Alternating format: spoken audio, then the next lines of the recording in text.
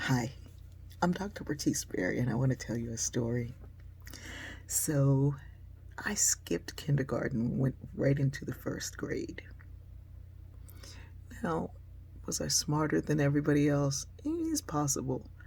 But one thing I know for certain is the fact that I had older siblings who would share their knowledge with me. So, because they shared their knowledge, by the time I got ready to go to school, I was ready. Every day they'd come home with their books, and I'd say, "Ooh, I can't wait to go to school. I want big books. I don't want these little baby books anymore. I want big books. I don't want to play. I want big books." I could not wait. And because I had these older siblings, they would teach me what I needed to know. So before we all went to school, we all knew how to spell our name. My sister would always give us a song. Mine was Bertice Berry. We knew our address. We knew how to get back home. We knew the alphabet. We knew so many things. And we could read basic words before we went to school. So it's time for me to go to school, and I can't wait. I'm going to get big boy and girl books. I'm going to have studies. I'm going to do stuff. I'm going to learn. First day in kindergarten, everybody's playing. I'm like looking around, and these kids are playing. They're like playing. So I burst into tears, and the teacher came over and said, "What's wrong?" And I said, "These little babies are just playing." And I was going to get big girl books. They said when I came to school, I was going to be able to read in the big girl books, and these kids are just playing.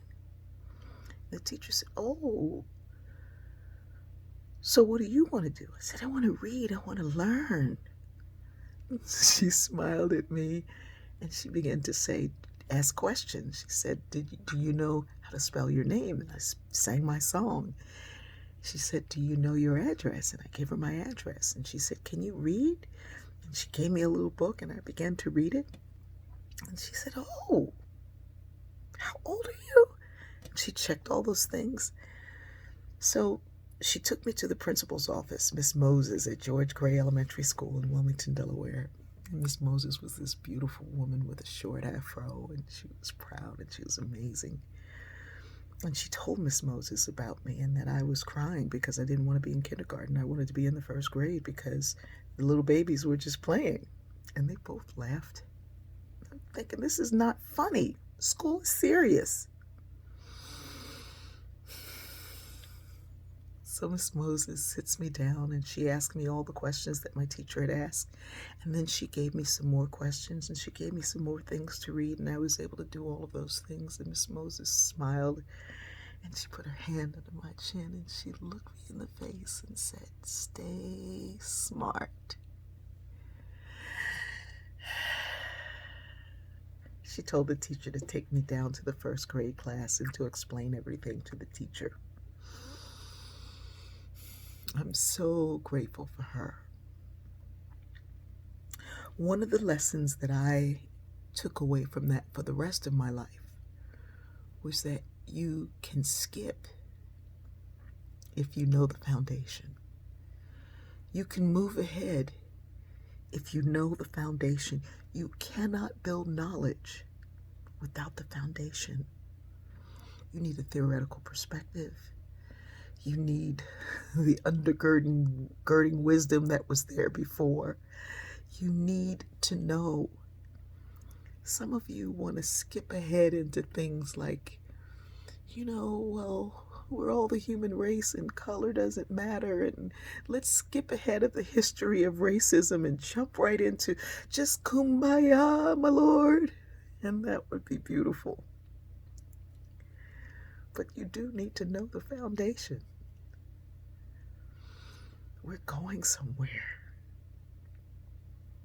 But if we are sitting in our own home, learning every day from the wisdom and the information that already exists, and it's time to come together, if the little babies are playing in the corner, you need a smarter room.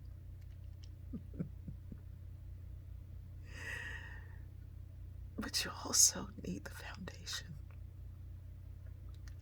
We can get there. We can get there quickly if everyone chooses to learn what they need to know in their space, in their time, in their home, so that when we come together, we get to read the big girl books. I love you.